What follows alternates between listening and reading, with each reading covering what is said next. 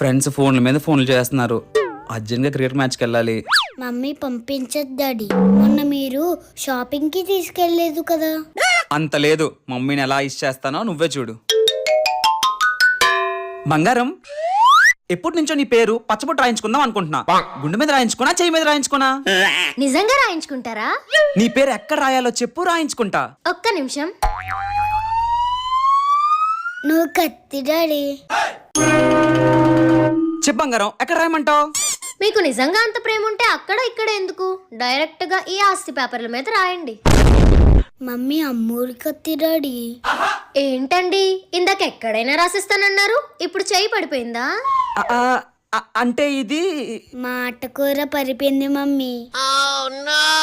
పిల్లలతో చెప్పినంత ఈజీ కాదు పిల్లల్ని నైస్ చేయడం. తెలుసుకుంటే తెగిపోతుందా దేవుడు వేసిన బంధం.